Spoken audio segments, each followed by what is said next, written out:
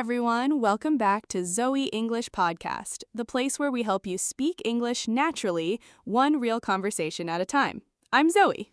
And I'm Oscar. Hello, hello, everyone. Great to be back with you. Oscar, can I ask you something before we start? Sure, go ahead. What's the one thing, in your opinion, that decides if a person succeeds or not? Doesn't matter if it's learning English, going to the gym, or building a business. That's a big question this early in the morning. But okay, let me think. I'd say it's self-discipline.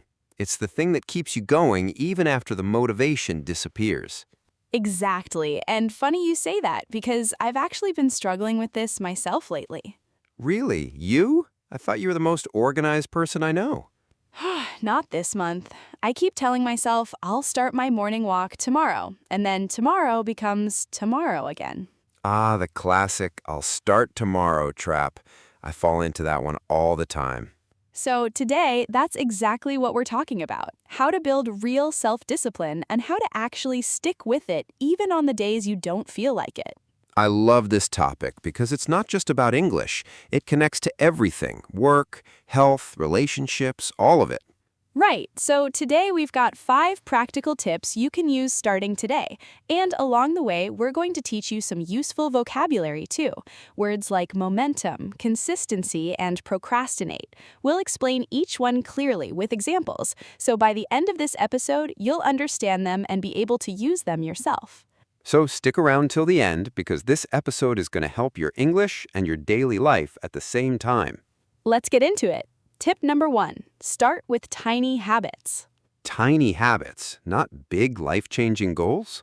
Nope, tiny ones. Here's the thing, Oscar. Every January, people say, I'm going to work out for 1 hour every single day. And by the 3rd week, they're completely burned out. Guilty. I've done that exact thing. I said I would read for an hour every night, and by day 4, I was just staring at the ceiling instead. That's so real. But here's what actually works. Instead of one big goal, you start with something almost too small to fail. Like instead of study English for 1 hour, you say, I'll practice for just 5 minutes. Only 5 minutes? That sounds too easy. That's the whole point. When it feels easy, you actually do it. And when you do it every day, even for 5 minutes, something interesting happens. What happens? You build momentum. Momentum? What does that mean exactly? Great question. Momentum means the force that keeps something moving or growing once it has already started. Think about pushing a heavy box. The first push is the hardest, but once it starts moving, it becomes easier to keep it going. Oh, I get it.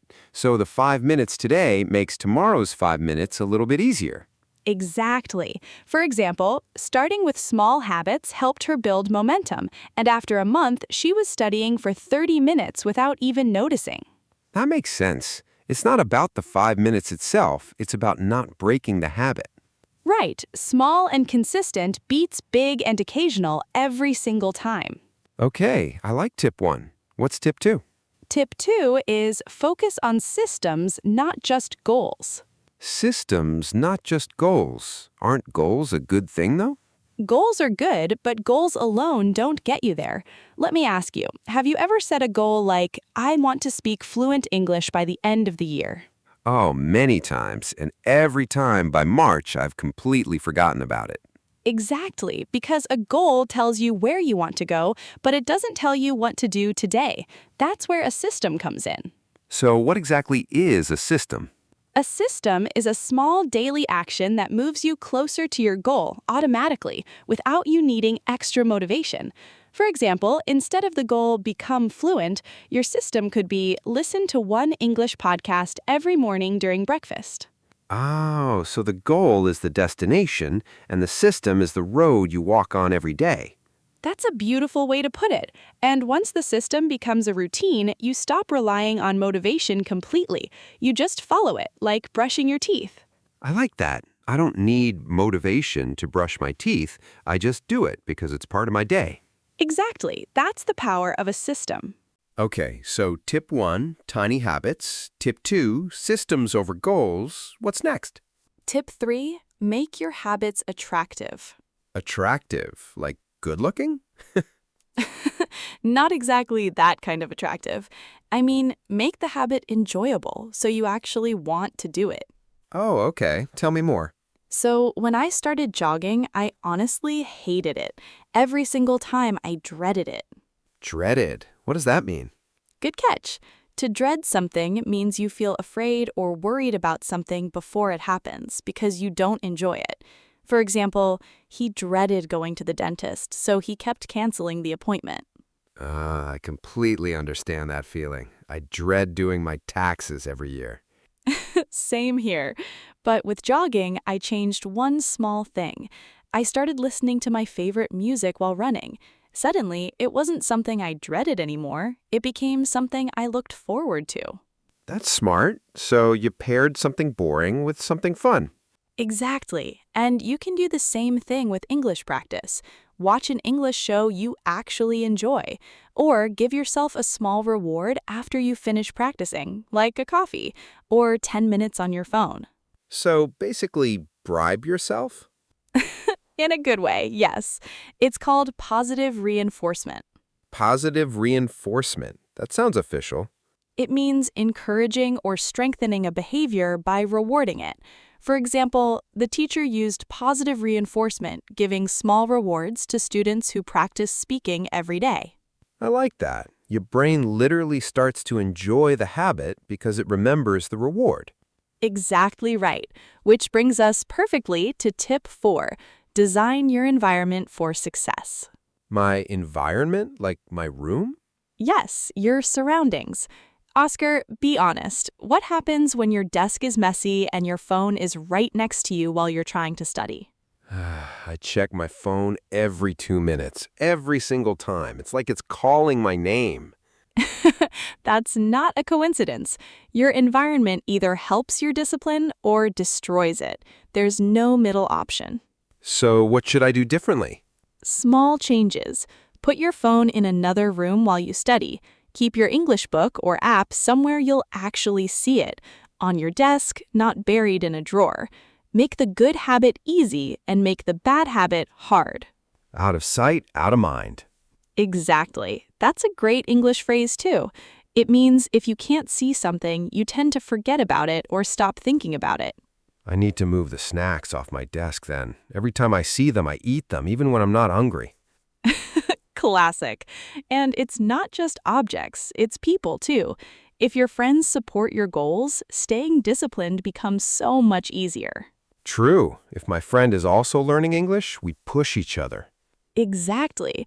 And speaking of energy and pushing yourself, let's talk about tip 5. Manage your willpower wisely. Willpower. Isn't that just discipline? They're related, but let me explain the word clearly.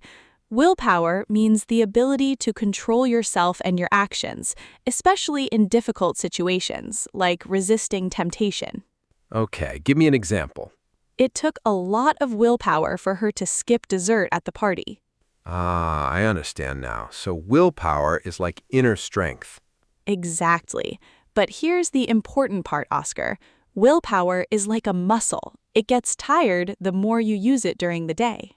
Wait, really? So by the evening, By the evening, your willpower is low. That's why so many people fail their diets at night or skip studying after a long workday. It's not laziness, it's simply low energy. that actually makes me feel better. I always thought I was just weak in the evenings. Not weak, just human. The solution is to do your most important task, like your English practice, earlier in the day when your willpower is strongest. That makes so much sense. So maybe I should practice English right after I wake up instead of at midnight. Exactly. Catch it while your energy is high. And there's one more trick that saves your willpower: automating your decisions. Automating? Like a robot? Sort of. It means making something automatic or routine so you don't need to think about it or decide every single time. For example, she automates her mornings by laying out her clothes the night before so she doesn't waste energy deciding in the morning. Oh, so fewer decisions in the morning means more energy left for the important stuff. Exactly. Every decision you make uses a little bit of mental energy. If you decide the night before what time you'll practice English and what lesson you'll study, you don't waste willpower deciding in the morning. You just follow the plan. That's such a simple idea, but I never thought about it that way. And the final tip, tip 6, find an accountability partner. Accountability. I've heard this word, but I'm not totally sure what it means. Accountability means being responsible for your actions, especially when someone else is checking on your progress. So, like someone watching over me? Not exactly watching, more like supporting. For example, having a study buddy creates accountability because you don't want to let the other person down. Oh, I get it now. It's harder to skip a workout when your friend is waiting for you at the gym. Exactly right. When someone knows about your goal and checks in on you, you're far more likely to stay consistent. Consistent, that word again. Yes, and let's define it properly since it keeps coming up. Consistent means doing something in the same way again and again without stopping. For example, he's very consistent with his English practice. He never misses a single day. I want to be more consistent, honestly. My biggest problem is I start strong and then just stop after 2 weeks. That happens to almost everyone, Oscar. And there's actually a word for that too, when you keep delaying something you know you should do. Oh, I know this feeling very well. What's the word? Procrastinate. Procrastinate. Say that one more time slowly for our listeners. Procrastinate. It means to delay doing something that needs to be done, usually because you don't feel like doing it right now. For example, I tend to procrastinate when it comes to cleaning my room. I always find something else to do first.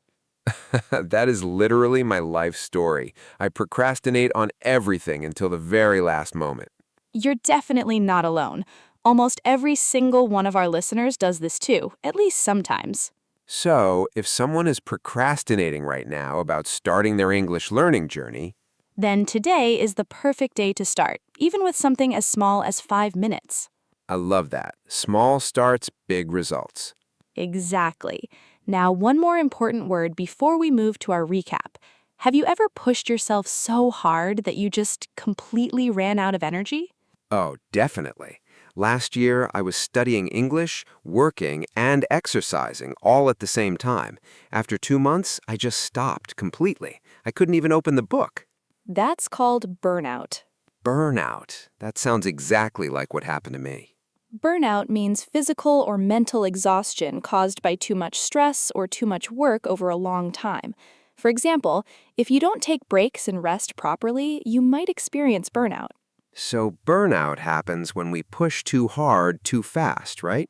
Kind of like those big January goals we talked about earlier. Exactly. That's why tiny habits protect you from burnout. Slow and steady really does win this race. Slow and steady wins the race. I like that one too. All right, Oscar, let's quickly recap everything we've covered today, along with our vocabulary. Let's do it. Tip 1 was start with tiny habits, small steps that build momentum, the force that keeps something moving or growing once it's already started. Tip 2, focus on systems, not just goals. A system is the small daily action. The goal is just the destination. Tip 3, make your habits attractive. Pair something you dread with something enjoyable, and use positive reinforcement to reward yourself. Tip 4, design your environment for success. Remove distractions, keep helpful things visible. Remember, out of sight, out of mind. Tip 5, manage your willpower wisely. It's like a muscle. It gets weaker throughout the day, so do your most important tasks early. And don't forget, automating your decisions saves your energy for what really matters. And tip 6, find an accountability partner, someone who supports you and helps you stay consistent. Perfect summary. And let's do one more quick round of our vocabulary words. I'll say the word, you tell me the meaning. Ready? Ready, let's go. Momentum. The force that keeps something moving or growing once it's already started. Consistent. Doing something the same way again and again without stopping. Procrastinate. To delay doing something you know you should do. Willpower. The ability to control yourself, especially in difficult situations. Accountability. Being responsible for your actions, especially when someone is checking on you. And burnout. Physical or mental exhaustion from too much stress or work. Perfect. You got every single one. See, lemming these words while talking about something real makes them so much easier to remember. It really does. I'm definitely going to use procrastinate in my next conversation, probably to describe myself. Honestly, same here sometimes. Look, self-discipline isn't about being perfect every single day. It's about starting small, being consistent, and being kind to yourself when you slip up. I really needed to hear that today. We all do sometimes. All right, everyone, that brings us to the end of today's episode. If this episode helped you, please give it a thumbs up. It really helps our channel grow and reach more English learners just like you. And if you haven't already, hit that subscribe button so you never miss a new episode from Zoe English Podcast. Now, here's our question of the day. We would love to hear from you in the comments. Tell us, what is one tiny habit you're going to start today? It could be 5 minutes of English practice, a short walk, or even just making your bed. Write it in the comments below, something like, "My tiny habit is," and tell us when you'll do it. We read every single comment, and honestly, it means a lot to see you show up for yourself. It really does. So don't procrastinate. Comment right now. Perfect example, Oscar. All right, everyone, thank you so much for spending this time with us today. Keep practicing, keep showing up, even in small ways. We'll see you in the next episode. Bye for now. Bye, everyone. Take care.